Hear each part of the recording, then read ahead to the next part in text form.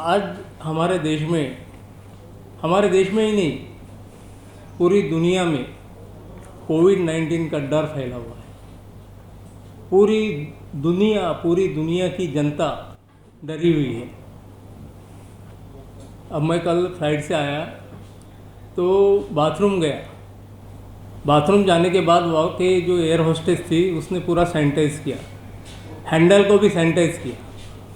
इतने लोग डरे हुए हैं। और वो इंडिगो जो था एयरलाइन, वो सबको ऐसे पहनने के लिए, जैसे अपन कोई स्कूटर चलाते हैं तो अपना ये ऐसा पहनते हैं सामने, जैसे अपनी आंखों में हवा नहीं जाना चाहिए इसलिए आई गार्ड, वैसा आई गार्ड सबको दे रहे थे फ्री ऑफ कॉस्ट। सबको पहनने के लिए बोल रहे थे। मेरे को भी बोला, मैंने पहना। पीपीई किट पहन रहे थे ऐसे पूरे, जैसे बरसाती पहन लिया हो और कहीं मिशन पे जा रहे हो, एरोनॉटिक्स। तो ये दुनिया में जो इतना दिखाया जा रहा है वो क्या सचमुच ही इतना डरावना है? मैंने भी डरावने डिसीज़ के साथ काम किया है। टीबी जैसा डरावना डिसीज़ मैंने आज तक नहीं देखा। टीबी में ऐसा रहता है कि एक बार ट्रीटमेंट चालू की तो उसको 6 महीना 8 महीना ट्रीटमेंट लेनी ही पड़ती है, इंजेक्शन खिंचवाना पड़ता है और उसकी हालत दिन ब दिन बिगड़ती जाती है यदि ट्रीटमेंट नहीं लेता है तो। और आज टीबी के बाद में एक और कॉम्प्लिकेटेड टीबी निकला है, उसका नाम है multi drug resistant tuberculosis, MDR TB. वो इससे भी भयानक है। उसको यदि ट्रीट करना है तो आपको 2 साल ट्रीटमेंट लेना पड़ता है, रोज़ की 14 गोली खाना पड़ता है, रोज़ एक इंजेक्शन लगाना पड़ता है, वो भी 6 महीना। और समझो बाय चांस यदि तुम बैठे हो एक जगह, रेस्टोरेंट में बैठे हो, कहीं ऑफिस में बैठे हो, और एक आदमी आता है जिसको MDR टीबी है, वो यदि खांसेगा तो आपको MDR ही देगा, दूसरा नहीं देगा, प्राइमरी टीबी नहीं देगा, सिंपल टीबी नहीं देगा, MDR टीबी ही देगा। तो इतना भयानक डिसीज़ रहने के बाद में भी किसी ने मास्क लगाया क्या? हम वो टीबी के पेशेंट के पास जाते थे, जैसा मैंने पिछले इंटरव्यू में बताया था, तो हम तो कोई मास्क नहीं लगाते थे। पेशेंट के पास जाके उसको आस्कल्टेट करते थे, उसको देखते थे, उसकी नब्ज़ देखते थे, उसका पेट देखते थे, छाती आस्कल्टेट करते थे, कोई मास्क नहीं लगाते थे। और आज तक मैं तो नहीं, लेकिन मेरे जो भी कलीग्स थे या फिर और कोई डॉक्टर्स है, उनको कोई टीबी नहीं हुआ। और आज तक गवर्नमेंट ने भी नहीं बोला कि आप मास्क पहनो, आप ऐसा करो, आप N95 मास्क पहनो। ये N95 मास्क तब आया जब MDR टीबी आया। MDR टीबी से बचने के लिए गवर्नमेंट ने रिकमेंड किया कि आप N95 मास्क पहनो, और तभी N95 मास्क का नाम लोगों को मालूम हुआ। और आज तो गवर्नमेंट वाले ही बोल रहे हैं, मैं भी गवर्नमेंट में था, डेप्यूटी डायरेक्टर था पिछले 30 साल से, तो अभी गवर्नमेंट के लोग बोल रहे हैं कि N95 मास्क आपको कोई प्रोटेक्शन दे नहीं सकता, इट इज़ जस्ट यूजलेस। तो ये मास्क पहनना ज़रूरी है क्या? हम कहीं भी जाते हैं, अरे मास्क नहीं पहना क्या? पहले। तो यानी मास्क नहीं पहना ये क्राइम हो गया है। हर कोई टोकता है, मास्क पहनो, मास्क पहनो, मास्क पहनो। तो ये जो बातें हो रही है आज, इससे सामान्य आदमी बहुत डर चुका है। और डरेगा भी क्यों नहीं? क्योंकि सब लोग बोल रहे हैं टीवी पे ऐसी, यानी अपने को टीवी खोला कि सामने दिखता है कोविड-19। उसके दिमाग में इतना फिट हो गया है कि कोविड-19 नाम का एक बहुत बड़ा डेमन आ गया है, वो पूरी दुनिया को खाने वाला है, कोई नहीं बचेगा। WHO ने भी जब कोविड-19 आने वाला था तब बताया था कि अपने यहाँ के 66 लाख लोग मरने वाले हैं, 66 लाख लोग मरने वाले हैं यदि लॉकडाउन नहीं करेंगे। और लॉकडाउन करेंगे तो 23 लाख, बहुत बड़ा फिगर है। आज हम देखते हैं कुछ हज़ार, 20,000 लोग सिर्फ मरे हैं। अरे 20,000 लोग तो ऐसे ही मरते हैं। हमारे टीबी से 1.5 मिनट में एक आदमी मरता है। In 1.5 minute 1 patient is dying because of tuberculosis.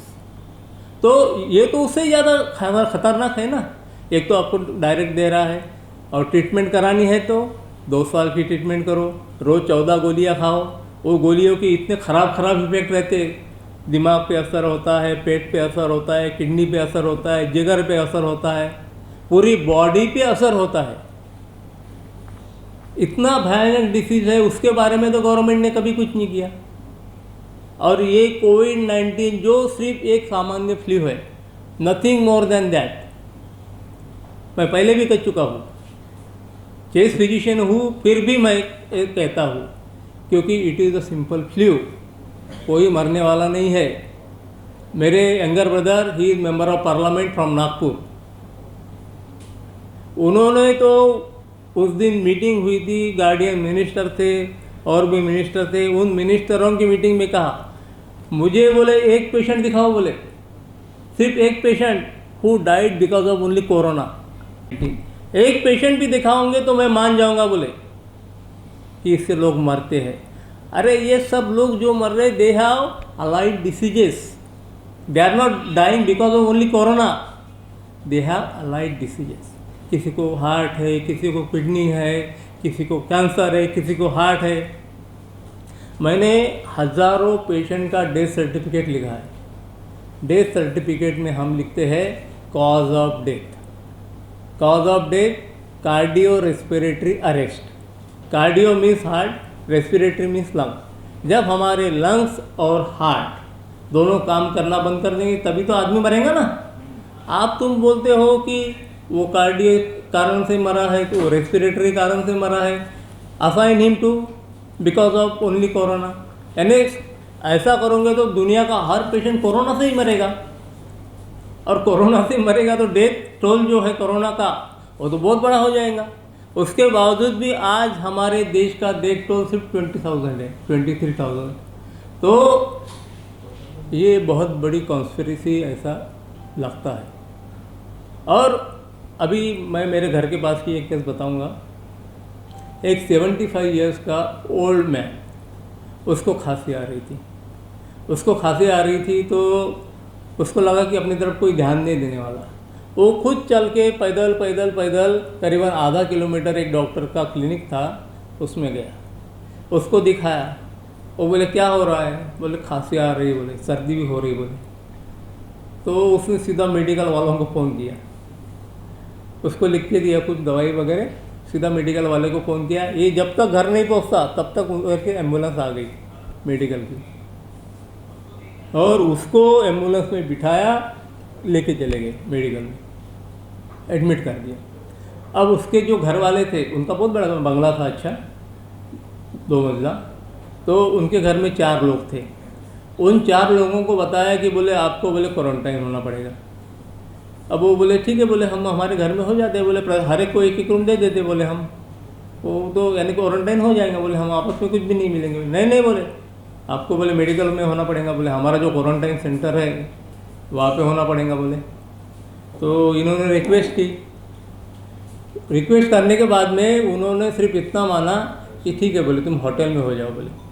Hotel वालों ने उनको 1 लाख का पैकेज दिया 15 दिन का, 4 जनों के लिए 4 रूम दिए, 1 लाख का पैकेज दिया। अब लाखों रुपया आदमी यदि सिर्फ रहने में ये करेगा तो ये आम आदमी के बस की बात है क्या? और प्राइवेट डॉक्टर, मैं भी डॉक्टर हूँ, लेकिन दुख से कह रहा हूँ मैं कि प्राइवेट डॉक्टर्स इस कोरोना महामारी को एक चांस, एक उनको यानी एडवांटेज करके समझ रहे हैं। इतने ज़्यादा बिल निकाल रहे हैं, इतने ज़्यादा बिल निकाल रहे हैं कि उस दिन राजेश टोपे करके हमारे हेल्थ मिनिस्टर है, उन्होंने उनको वार्निंग दी कि आप यदि ज़्यादा बिल निकालोगे तो उसका ऑडिट होगा हमारे सरकारी ऑडिटर से, उसके बाद में आपको बिल मिलेगा।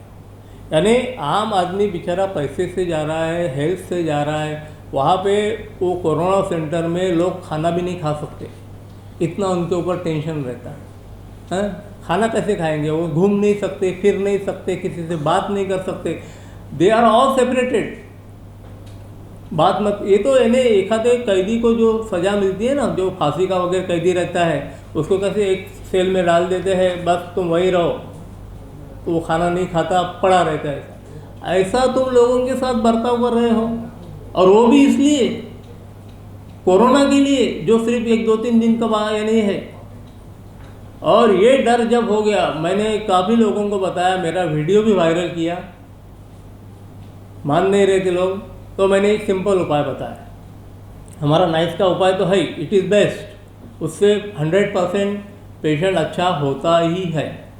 लेकिन कुछ ऐसे भी आलसी लोग रहते हैं, या फिर उनके पास सोर्स नहीं रहता, यानी फलों का जूस लेना, इतना सारा ये करना उनसे नहीं जमेगा। जिससे नहीं जमेगा उनको मैंने सिंपल उपाय बताया। आप बोला कुछ मत करो, हमारे किचन में हल्दी पाउडर रहता है, 1 चम्मच हल्दी पाउडर सुबह 9 बजे, दोपहर 3 बजे और रात को 9 बजे, कुनकुने पानी के साथ कुछ खाने के बाद में। यदि 7 दिन तक लोगे तो आपको बुखार हो, आपको खांसी हो, आपको सर्दी हो, या आपको शॉर्टनेस ऑफ ब्रेथ हो, यानी सांस फूल रही हो, आपका सब सिम्टम पूरी तरह 7 दिन में चला जाएगा। और लाखों लोगों ने आजमाया, मेरे पास उनके सबके व्हाट्सअप ये है मैसेजेस, और अभी फ़ोन भी आते हैं। 7 दिन के अंदर ये हल्दी वाले ट्रीटमेंट से पूरी तरह अच्छा हो जाता है। इतना सिंपल है। आज कोरोना के नाम पर लाखों की लूट हो रही है, लाखों। वो तो बेचारा एक अपने तकलीफ में रहता है, पेशेंट के रिलेटिव, और आप उसको काटना चालू कर देते हो। कहाँ तक ये एथिकल है? एथिक्स के नाम पे हम क्या कर रहे हैं?